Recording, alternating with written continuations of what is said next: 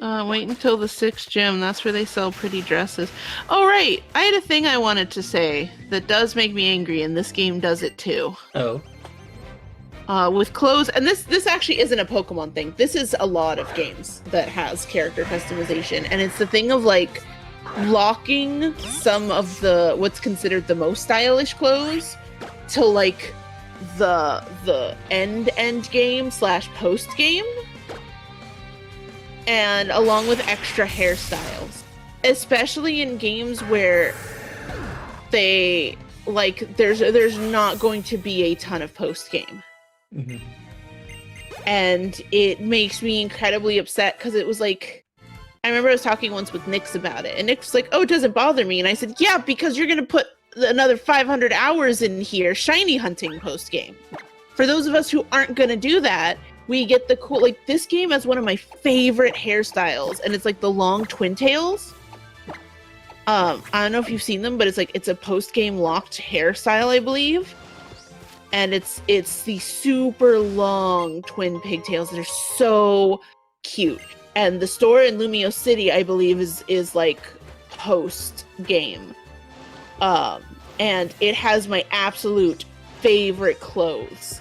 And it's like I got them, and then there was nothing to do with them. Mm-hmm. And it's like I'm not gonna be looking at this character anymore. And I hate when games do that.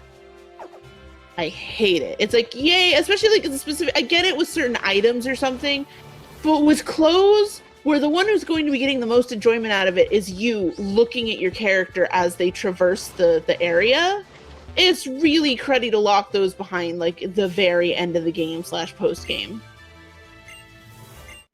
Alright, we got tracked.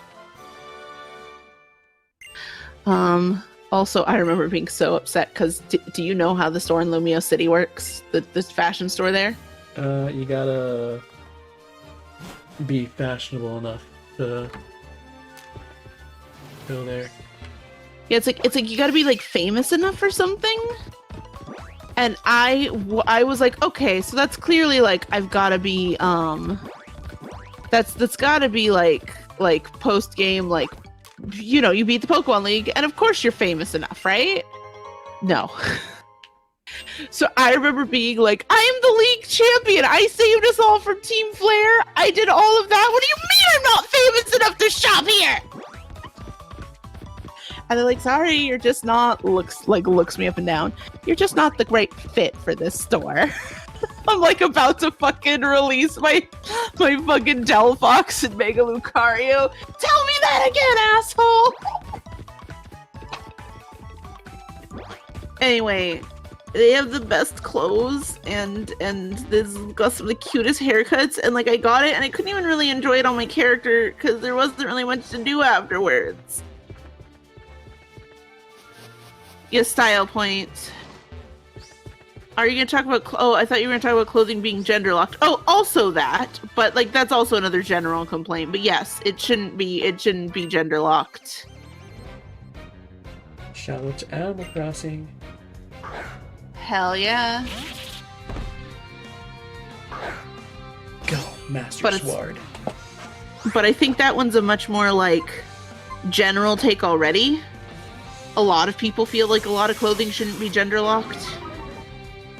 Whereas I don't see the practice of, oh, you can't get the cool clothes till the end of the game as much, because it's like a lot of people consider it like the way with cool items are locked until post game, which is its whole other conversation that I'm gonna argue that I would want to argue about. But it's like the main joy of dressing up your character, it's gonna be in looking at it for yourself. I get that there's an element of, oh, if you go online, you can kind of show off how much you played the game with the clothes you have. But fuck that. 90% of the of us, the enjoyment is going to be dressing our character and looking like that. And why would you lock that behind post game when there's not even going to be that much post game? Something Kalos. You are about to murder this gym. But it's like something Kalos doesn't have a very long post game. And it's like, it's very nice. And I'm saying this as somebody who at Gen 6 was still actively doing Pokedex completion. It is nice for the people who are going to be there for doing that, but it would be much nicer if everybody could enjoy that, and not just the people who are going to enjoy the game the way that most are not going to. We're going to murder this gym. I love me screaming about clothing choices, Lyra. I gotta make sure that my Pokemon don't kill anybody else's. Oh, the jiggle physics, says Javier. And but yeah, style points. Yeah, it's a weird thing too, because it's like, it's not even like normal famous stuff. It is style points. It is like how well you're known and stuff. And I remember like one of the weird ways to raise it was like something relating to Premier Balls or something for that store. It was very strange. I now see why Javier was saying jiggle physics. Anyway.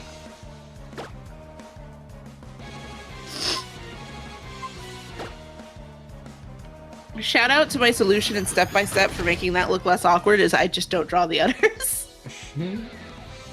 It's just not there. It's just a yellow stomach. Valid.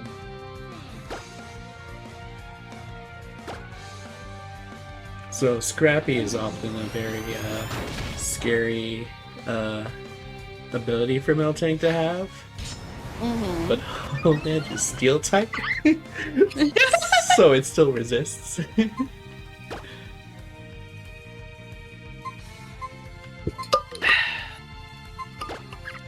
You're gonna do the thing, aren't you?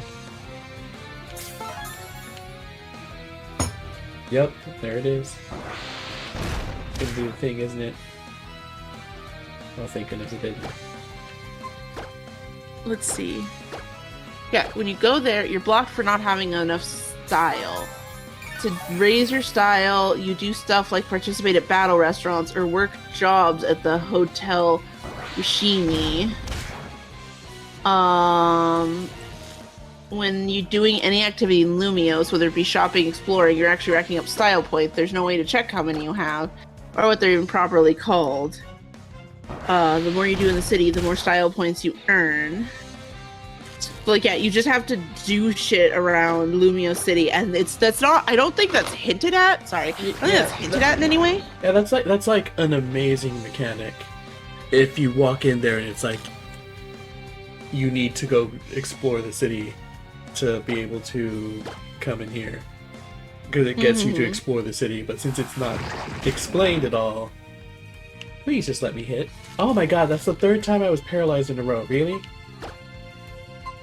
Yeah, you're just left frustrated at not understanding how to get here.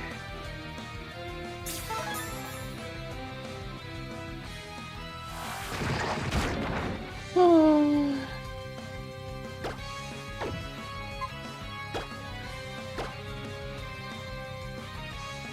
That sure is a title for another news article to read.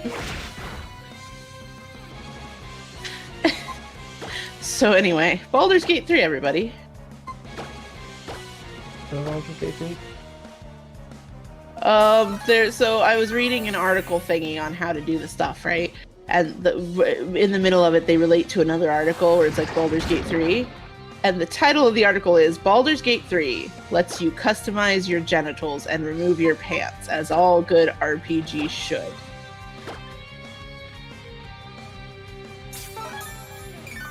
And the picture for it is a big smiling bear, and I just don't know how to feel about this all together here. Okay. I had a moment of fear. Oh. It was, it's using rollout, and of course, since it's the AI, it's never missing. Of course. And I thought I counted right, and it used it the 5th time, which was like 50 HP. Oh, okay. And then it used it again. Oh.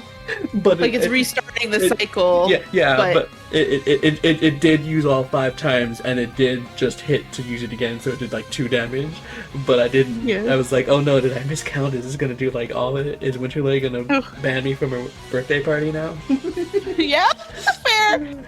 Don't kill my fucking sword. I see that in chat now. Wow, we lost. It was close. Anyways, Mill Tank, everyone. It's always funny to me when it's to random trainers like this who often have like just the sweetest looking sprite. Like the very nice looking girl. That was way too close, Lyra, says Winter Lily. That's fine. It was fine. When Lyra had it under control the whole time, right, Lyra? Yeah.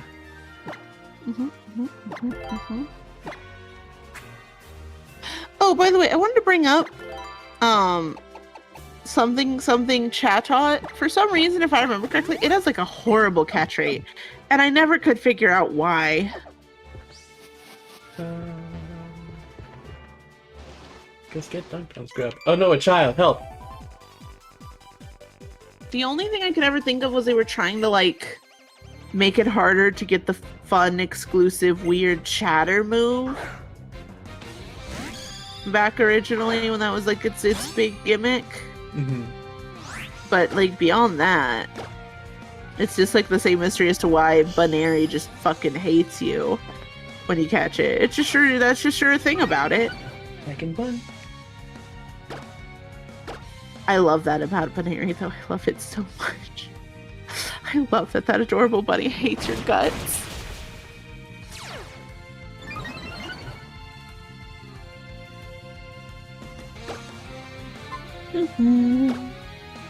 I hate how bug catchers are gone and they're just youngsters now. I never noticed just bug catchers are just gone. Are they just gone? Are they just gone? Bulbapedia, help me out.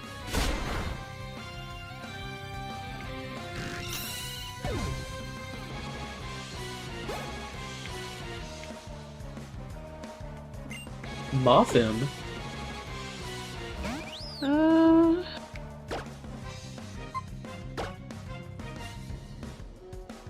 Confusion. It looks like their last one, if we don't count remakes, was Generation 4. Good lord. I thought they disappeared like recently. If we count remakes, they're still here because they've been in Alpha Sapphire and Brilliant Diamond Shining Pearl.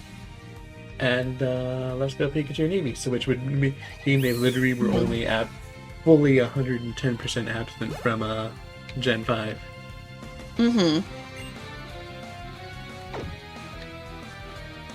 Whirlipede. Wait a minute. Ow. Get one. Gosh, Okay, I love the Kalos. I love the Kalos Ace Trainer so much. Their design is so fun and cool. Though I'll give a backup to Gen 5s are kind of cool for me, and Gen 7s are kind of cool for me. They're just very often a cool trainer class. Also,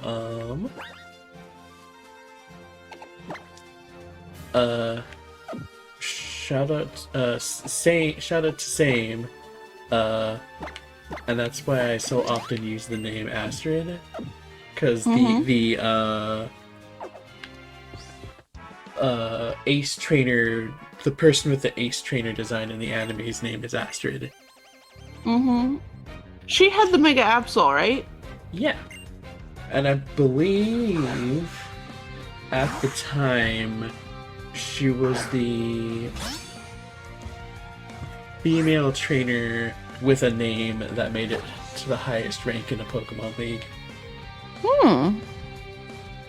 Also, Lyra, may I just note that just feels like the thing with me, with like, this was made for me. One of the Ace Trainer designs that you love the most, high ranking in a league girl trainer with a Mega Absol. This was given to Lyra. They were like, and this is for Lyra.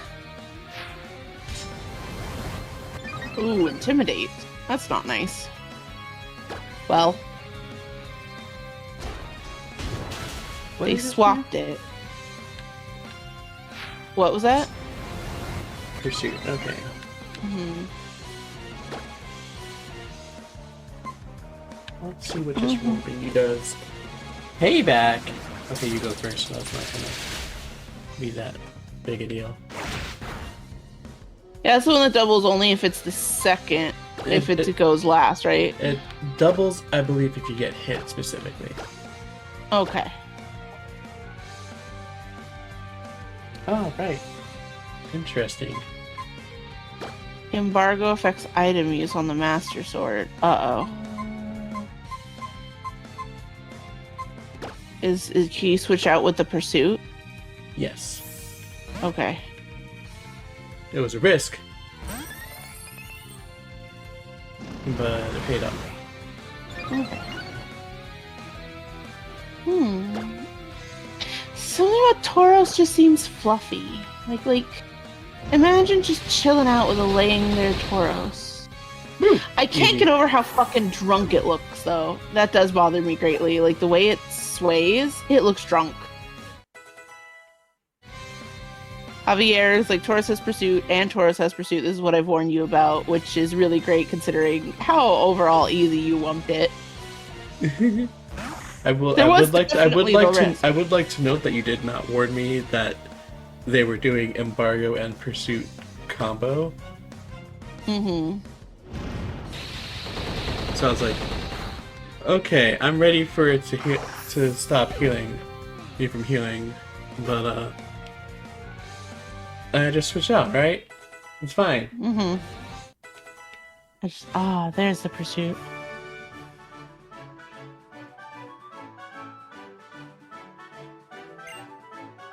Oh, Javier lost to Pikachu once. Have to ban them for my birthday party. Shake my head, shake my head. Why doesn't Tauros rake its hoof in the ground for its animation instead of just swaying? Also, everyone talks about, oh, I lost my Pikachu to this, and every time someone does, I'm like, why were you using a Pikachu against this? Yeah, I wasn't gonna say it, but why is Pikachu against this Tauros?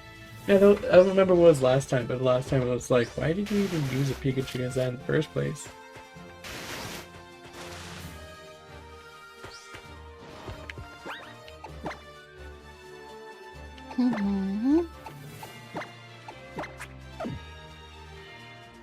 I hate it. It scares me. Yeah, Tauros charging in Scarlet Violet is terrifying, but for me, that's part of why I love it. Sir. Also, I love how it's just, oh no.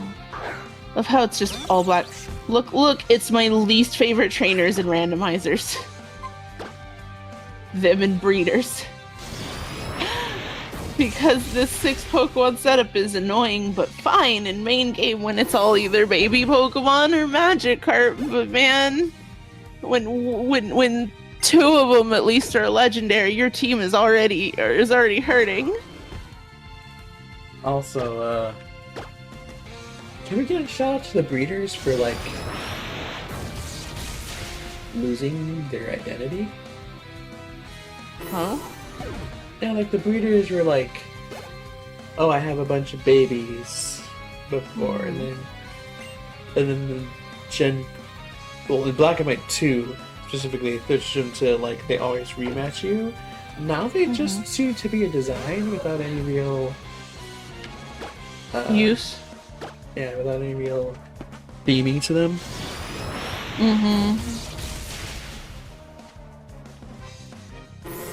Let's see, I believe this is my first Nuzlocke. X and Y, I had no idea about this trainer. First Nuzlocke, I'll give more because you're generally not necessarily thinking in the way you need to for a Nuzlocke. My only argument is, like, so I understand that in Nuzlocke community there's a lot of like infamous trainers and stuff. I've come across a lot of the infamous trainers.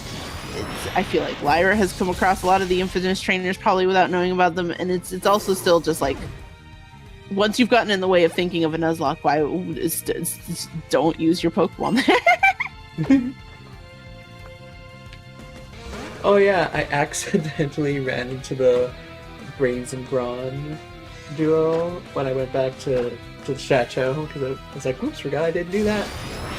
I stomped them. Beautiful. I had Breakson, I had Robin and Confetti out. Confetti used Struggle Bug, which lowers special attack and hits both Pokemon. And then I used a psychic move on the Machoke. So the Machoke went down after that, and the Mr. Mime had its special attack lowered. I was like, easy.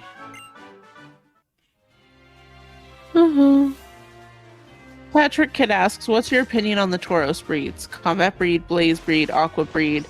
I don't hate it. I wish designs were a bit more instead of just the markings. I like how Blaze breed's horns do glow red. I wish the other breeds got a special effect too. Hollow received. Huh? Sorry, go ahead. Gay, I challenge you to a battle in front of the gym. You better be ready. So...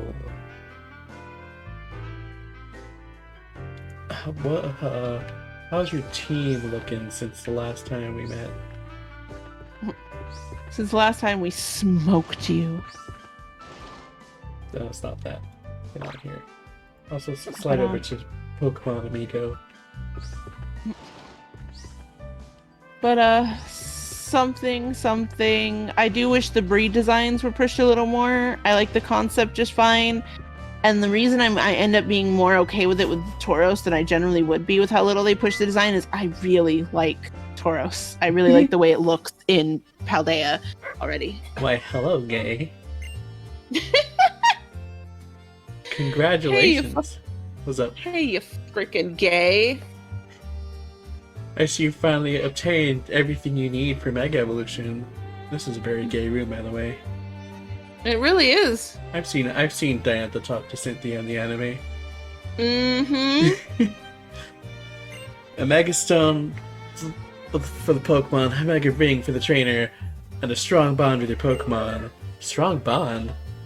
It's only a hypothesis, but I think the bond between Pokemon and trainers is key to this new evolution. Diantha, who is capable of this new evolution. I have a strong bond with Gardevoir. Anyway, shout out to the anime who does the bond aspect better. Of course. What is this bond exactly? What are there examples of Mega Evolution only in the Kalos region? This is something everyone forgets. When they are trying to be like, they'll never bring that gimmick back. It's supposed to be this, that, or the other. They're always like, especially there for the anime. They're like, Ash can't use Z moves in other regions. Z moves are Alola exclusive, and we'll never see Gigantamax outside of Sword and Shield. Even if they do a remake, they're Galar exclusive. It's like, yeah, Mega Evolution was Kalos exclusive too. Then people liked it. That's the only reason none of the others are in other regions. It's because no one likes them. Yeah. If one of these gimmicks caught on, they'd put them in more stuff. Anyways, there's still so much we don't know. Does this make you think something like Kalos' legendary Pokemon found only here in Kalos region, right? Nowhere else. Maybe that's not a coincidence. Oh, what an excellent point indeed. The more you know, the more there is to research. Also, this is also the generation where they introduced alternate universes so they can very easily retcon stuff. Yeah. Even though they don't always use that to retcon stuff, they should that when they're retconning. Very tight. You gave them, it's like they got too much power and they used it all incorrectly immediately. Anyways, the excitement never ends, does it? Oh, that's right. I came here to give you this. HMO2 Fly. Oh, heck yeah. Does that mean if I beat this next gym, I won't have to walk back to the Battle Chateau whenever I want to grind? So anyways, definitely gonna go for beating this gym today. Use the H-time fly to pop right over to Pokemon Stars, the place you've already visited. Well then, Gay. I hope to see you both again. Bonds. They're really important to all of us, aren't they? When I'm acting, I'm always trying to forge a bond between myself and the character I'm playing. If all I think about is how I'm nothing like a character, then I'll just hate playing it. But if I focus on what I have in common with the character and put myself in her shoes, I might be able to understand her. It's the same for people or Pokemon. Never mind me, I'm just babbling about my own things. It's about next time we meet, shall we? I'm still looking forward to it.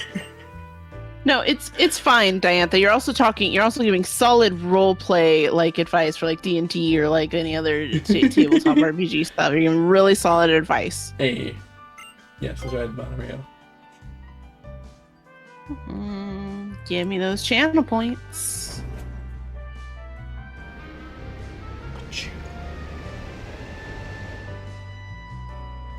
We're here. Also, I think I'm going to go to the bathroom real quick. Go for it. Design wasn't far off, but also it wasn't Tauros, more generic cartoon black bull whiskers. Yee, it wasn't totally far off, but I'm not a huge fan of it. I much more prefer the Paldean Tauros we have, which because it tails that because it kept its floof. Look, I'm a simple gal. You give me a Pokemon with floof, I probably love it. Like, part of why I fell in love with the initial Eevee design was honestly it was super floofy, but also I don't think people remember. If you go back and you look at like the red, blue, yellow Eevee sprite, really red, blue, it is sassy as fuck. It looks like a mean cat, and I love it. As one thing I'm sad about with Eevees generally becoming the cutesy Pokemon. I love it. It's adorable. But part of the reason I initially fell in love with it as a child was it looked like a mean freaking cat that was strutting down the runway. It was great, and it knew it. And anyway, if you ever wonder why any of my Eevee characters are assholes, that's why. No. They do that, I believe, in Let's Go Eevee. There's like some next floof accessory stuff, yay, but it's not enough. Love how her team is 69. And she wants to battle you with level 30 Pokemon. In fairness, she says the next time we meet, and I do actually think the next time you meet her is in the league. So she sees that you're level 30 now. That's why she's not challenging you now. It's what's her name in Scarlet Violet that's like, oh, I want to battle you right now. And again, I believe the principal has to be like, wait a second, don't you really get champion level team? Do not do that to the child. Beautiful. Welcome back, Lyra. I'm back. Thank. I like Paldean Tauros, Lyra. It looks fluffy. I need to make a whole team and it's just themed around fluff. That's it. That's the whole theme. Beautiful. Also, they should do that once. Just have the champion that loves battle. It's just like let's battle, and it's just their like actual team, and it's just like a scripted loss. Oh my god, yeah. Pokemon really doesn't do scripted losses, does it? Nope.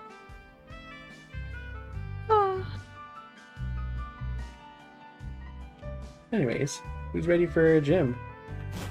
After a, what's his face?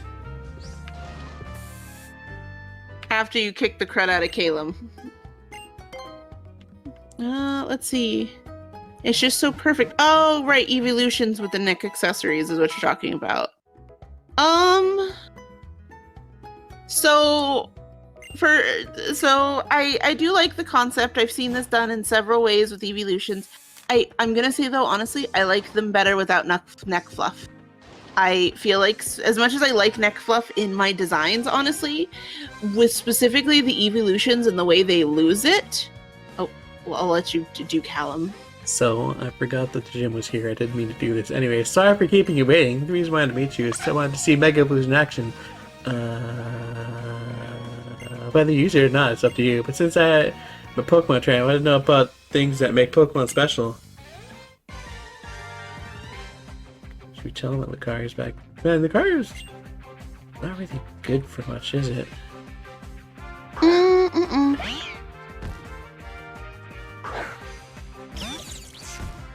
Oh, hey. I have Raichu out. I have Lynn out. You do. But, yeah, I was just gonna say, I like a lack of neck fluff on evolutions because one of the things I like about evolutions is how sleek they tend to look. And if you look at even those designs linked, it bulks them up in a way that I don't think actually helps their design much. And two, there's something about it's very good to me the way the fluffy looks very adolescent on Eevee, and then it loses it as it grows into its older form, where it feels like it kind of mimics a lot of animals, like losing their, like the little mohawks for lions or the spots for little deers. It's just a very nice little grow up sentiment to me with them. Now, if you ever do, now I appreciate Gigantamax Eevee is all floof, and if they ever do just a normal type evolution, I would probably want to keep the floof for Eevee. But I do like the not neck floof. I do appreciate the fan designs with it though, but I do like that in canon they go with the kind of more sleek look for them. It's a way to differentiate Eevee from its evolutions. And also, it's that sleek look to me is also very good in the way it keeps the evolutions looking similar despite many different traits between them. Notice the fact that technically Sylveon brings the neck decoration back. It does technically, but I understand why if you're looking specifically for like the cute floof, like the way what it does for the silhouette and just I don't know how to describe it other than cuteness factor. I understand why it's not quite the same with the sleeker ribbons for Sylveon. I wasn't trying to say it. I was just saying shout out to it. Oh, you're yes, true. I do like it's got it. And also I think when you look at these fan designs, funny enough, I think the Sylveon works the best because it does already have a neck decoration. So when you add floof there, it's like, that's there's something there that works. Have you seen baby cheetahs with white fluff and it loses as an adult? Mm-hmm. Floofeon. That's the name of a normal evolution. Perfect. Do you think the Japanese namers like saw that the English ones had a naming theme and decided to go with it one? Because I believe the later ones are Nymphia, Glacia, and Leafia. So they are all the Japanese ones name an Ia after a certain point. But the earlier ones are like booster showers. Yeah. So it's like, did they look at our naming theme and go, oh, we should have one too? Yeah, I honestly could see that. Wintry says, good job on naming Chris or whatever his name is. Wintry said the right name, but I felt like it bit better to say the wrong name. No, that's fair. Oop, I kind of forgot how strong you are. Yeah, you and you know how I got the Mega Evolution? Oh, hey. What? Master Sword is evolving. Hello, cat. And then Javi says, and then we have Umbreon's Japanese name. We don't acknowledge Umbreon's Japanese name. Why are we not talking about Umbreon's Japanese name? Do you not know Umbreon's Japanese name? I don't. Do I not want to? Wait. Isn't it like Blackie or something like that? Yes. Oh, fucking. Also, like, swords here. It's fine. Master Sword evolves into Master Swords, plural. But with a Z. Master Swords with a Z. Do you have something I don't? Mega Evolution? This is the wrong time to be asking this, sir.